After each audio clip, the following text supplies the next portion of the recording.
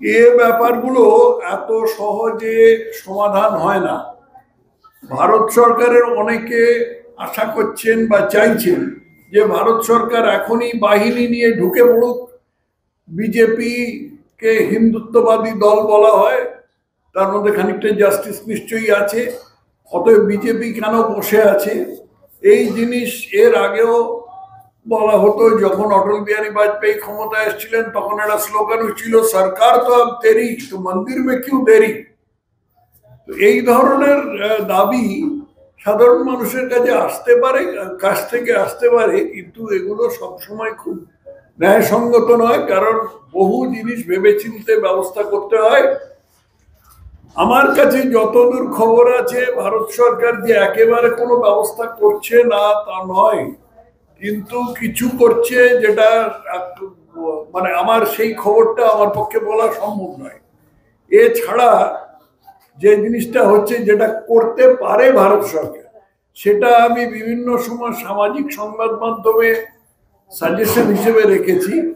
তার মধ্যে কতগুলো জিনিস আছে, যেমন ভারতের যে ওখানে হাই কমিশনার, যে হাই কমিশনকে ডাউনগ্রেড করতে পারে, লিগেশন লেভেলে নামিয়ে আসতে পারে, সেটা একটা সাধারণত কানাডার সঙ্গে আমরা অনেকটা ইয়েস করেছি, যদিও লিগেশন লেভেলে নামাইনি। এই ধরনের জিনিস করলে যে দেশের বিরুদ্ধে করা হচ্ছে তাদেরকে একটা বার্তা দেওয়া হয়।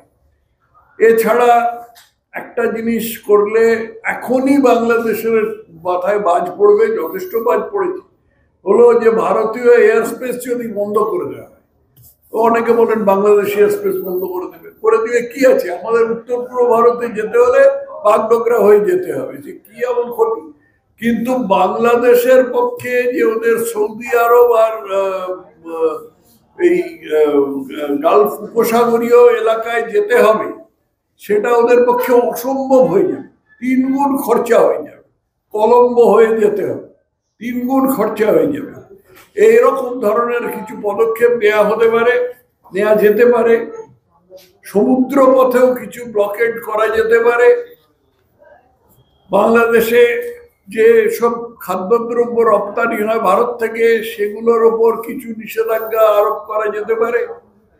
এবং শেষ পর্যন্ত একটা অন্যরকম পদক্ষেপও নেওয়া যেতে পারে, কিন্তু তার সময় এখনো আসেনি। এগুলো ধীরে ধীরে নিতে হবে।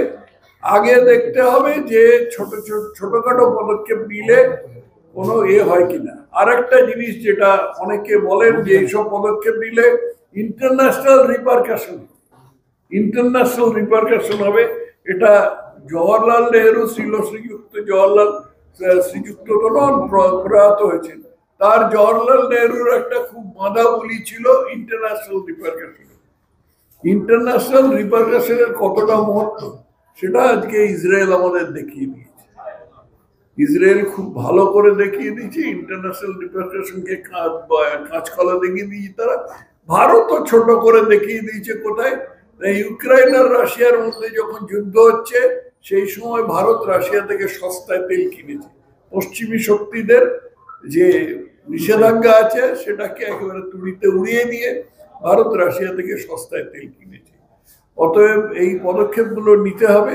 একটা কথা মনে রাখতে হবে, যখন 25শে মার্চ অপারেশন সার্চলাইট হয়েছিল এবং একটা বাংলাদেশে বিভৎস হিন্দু হত্যা হয়েছিল, কিছু মুসলিম হত্যা হয়েছিল, প্রধানত হিন্দু হত্যা হয়েছিল। জগন্নাথ হল, যেটা এখন জগন্নাথ বিশ্ববিদ্যালয় হয়েছে, রক্তে ভেসে গিয়েছিল।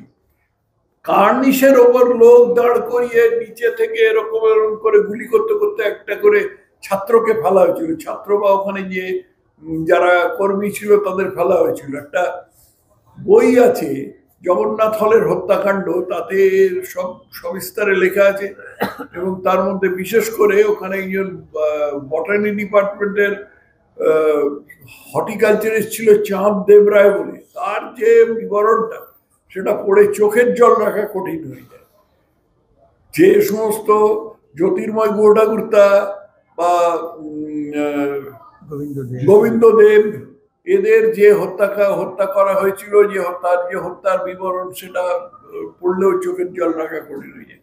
তারপরে কিন্তু ইন্দিরা গান্ধী 9 মাস অপেক্ষা করেছিলেন, কারণ এইসব কাজ হড়বড় করে হয় না, সময় নিতে হয়।